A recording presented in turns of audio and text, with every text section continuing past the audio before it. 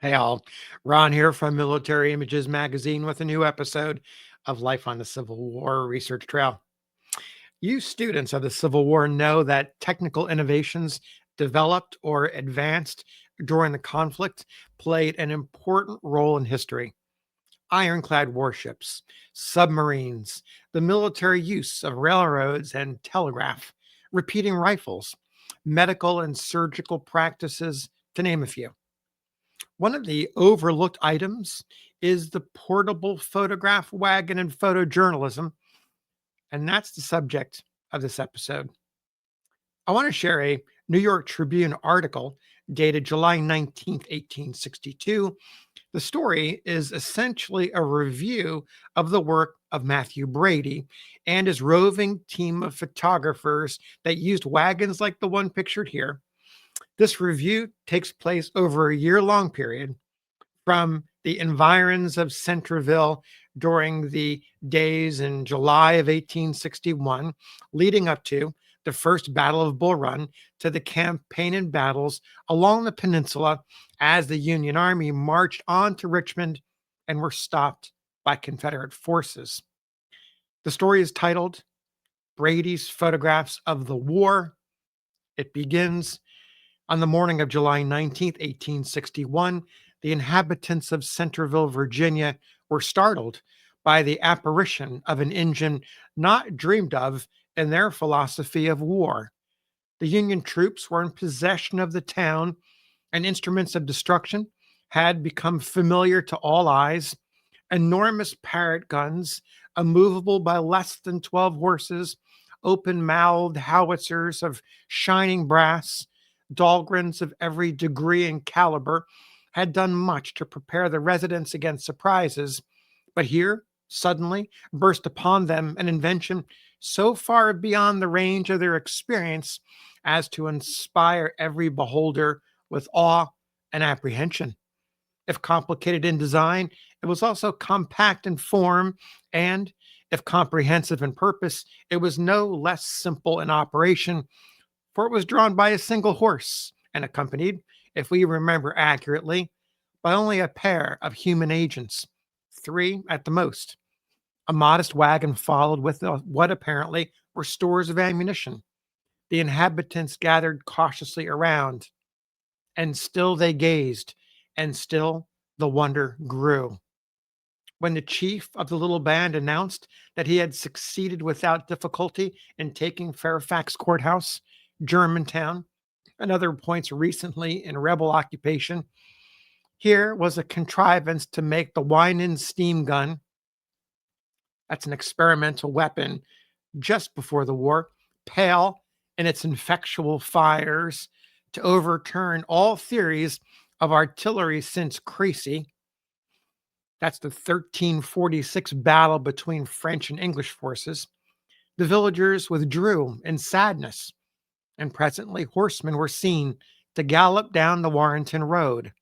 When arrested by our guards, they spoke of looking after stray sheep, but the opinion ruled that their object was to convey discomfiture to the enemy by revealing prematurely the existence of this new and wonderful instrument of carnage.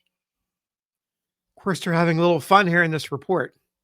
The penetrating reader, the story continues, will have suspected by this time that the cause of trepidation in Centreville was no other than Mr. Brady, with his portable photographic instrument, come to seize upon the first events of the war and fix their image for all time.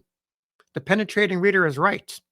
It was Mr. Brady prepared to prove how speedily the arts of peace can follow in the track of war, to vindicate Northern enterprise in the teeth and eyes of sullen Southern ignorance, to satisfy a purpose which no other means could fulfill, and for the accomplishment of which the facile pens of 1,000 specials would be powerless. Before the bystanders had well settled the nature of his mission, he vanished down the road to Blackburn's Ford, where, the day before, the first sharp action had occurred. From the heights whence our cannon had poured their furious defiance, his peaceful camera now pointed, leisurely recording the details of the scene and noticing each particular bush and mound which, even at the moment, sheltered the prudent foe. The men who had identified themselves with the encounter were marshaled and recorded. Wells, the hero of the day, was pictured not in the shining garb with which experienced fancy decorates the soldier, but as he fought coatless and with no sign of rank except the manly force and will which had held together a handful of Massachusetts men against a fourth part of the entire rebel host. Many brave fellows, in the interest of art, returned for once a negative at the word of command. For 2 days, these labors were uninterrupted, and the result for that occasion was as complete as could have been desired. The night before Bull Run, Mr. Brady made preparations for securing a thorough panorama of the approaching battle. A bored fellow, a pine piazza was our only couch, has the right to testify to the care and precision with which his plans were laid, and to the devotion with which, during the night, he continually threw himself out as a picket to guard his materials from incurious stragglers. When the army moved, long before dawn, Mr. Brady was with it, and when the combat raged the fiercest, there was he too.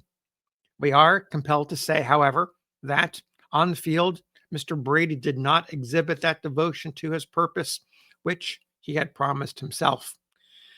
The instant he became surrounded by the bleeding and mangled forms of Union soldiers, he gave up his camera and turned all his energies to the aid of the surgeon, a labor which he did not forsake until the field was abandoned by our side. But though the valley and the plains of Bull Run escaped him there, the fortunes of the war afterward delivered them into his hands, and they now stand in his portfolio, more fully represented than any other region. As in this early part of the rebellion, Mr. Brady thus endeavored to perpetuate the scenes of its most stirring interest, so, up to the present time, has he pursued them with like fidelity and industry.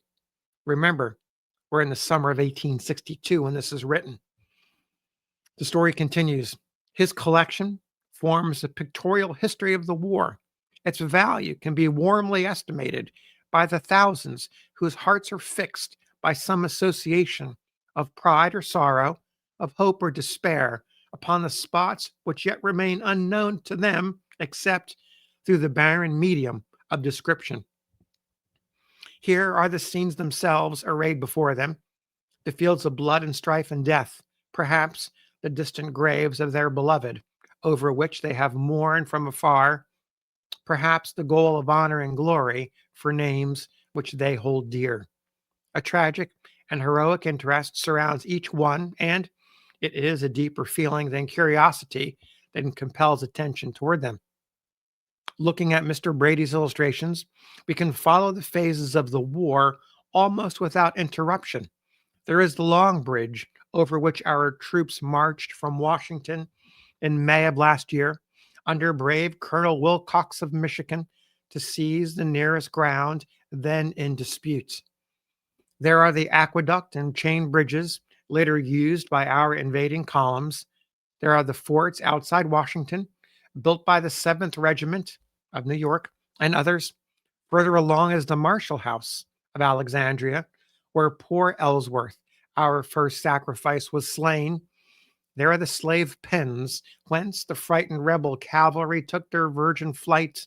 Scenes of interest crowd and multiply from this time. We have Falls Church, where General Tyler held before his advance to Bull Run, and the possession of which was afterward long maintained by the rebels.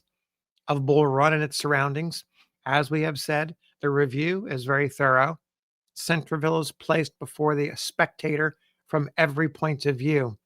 The aspect of the heights after Johnston's evacuation, crested as they are, with miles of unbroken fortification, offers emphatic contradiction to the stale story that it would have been an easy task to storm them.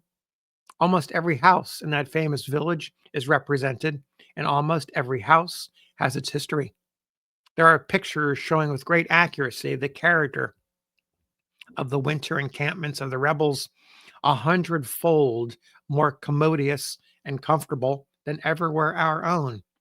The battlefield of July 21st is reproduced in every section. The stone bridge, the hospitals, the torn thickets in the cottage walls, shattered by artillery, are all set down. Further on, the remains of the works at Manassas Junction are shown, with the abandoned encampments of Southern troops and the former quarters of their generals. Of more immediate interest, possibly, are the views from the peninsula, which illustrate the siege of Yorktown and subsequent events. It is only necessary to say of these that they exhibit the same accuracy and judgment as the earlier works. The chief actors, as well as the principal scenes in that yet unfinished episode, remember, we're right at the end of the Peninsula campaign, are reproduced without material omission. If Mr. Brady's plan be carried through to the end, as it has been commenced and thus far sustained, it will not only add to his professional reputation, but will supply what has been most needed to assist public appreciation of the overwhelming magnitude and grandeur of this war. We suggest minute consideration of what he has done and encouragement for what he yet proposes. So that's the end of the article, the review, really, of Brady and his teams of roving photographers.